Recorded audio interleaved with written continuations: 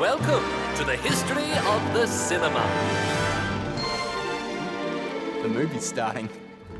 The story of the cinema begins in the late 1890s. Most early films were shown as part of a travelling theatre program and would only be a few seconds long, showing parts of everyday life.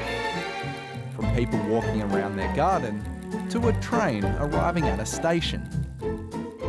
It's really not that exciting, but audiences at the time loved it. Is that magic?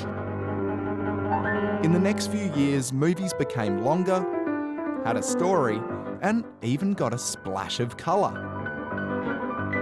By the 1930s, the cinema was the bee's knees. Shh. Sorry. Oh. For working class people, movies of the make-believe became a distraction from all of the terrible things that were happening at the time, like the war and the Great Depression. There's no place like the movies. Back then, a movie ticket only cost 5 cents, or a nickel, which is why some of the first cinemas were known as Nickelodeons. Nickel, 5 cents, and Odeon, the Latin word for theatre. Over time, cinemas became extravagant. The movies got sound, and seats got, well, comfier. Thousands of moviegoers went to the cinemas. Rain, hail, or shine. It's why these early days are often called the golden age of cinema. But in the 1950s and 60s, television came along, and everything changed. K-Tel's amazing new patty People stacker. started staying home and watching their TV. Depending on desired thickness. So the cinemas were forced to make the patrons an offer they couldn't refuse.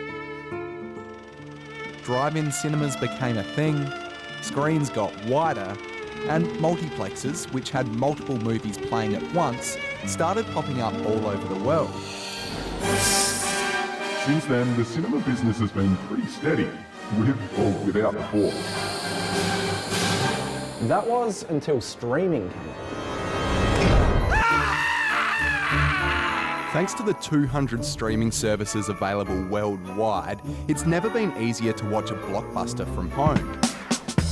It led to the death of DVD shops and a dip in movie ticket sales. And then came COVID.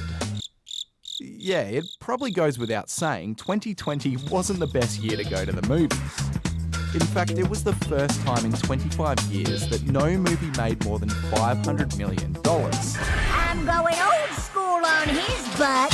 Warner Brothers made the big decision to send all of its 2021 movies straight to streaming. Whoa! And to some, it looked like the beginning of the end for cinemas. Of course, this could just be a weird year. Or two. Alohomora. And some reckon once COVID settles down, everything will be awesome. But others say this is a bigger trend, and we could start to see cinemas disappear. While the future is foggy, a lot of people agree there's nothing like seeing a movie on the big screen. Oh, well, it would be good if you weren't talking the whole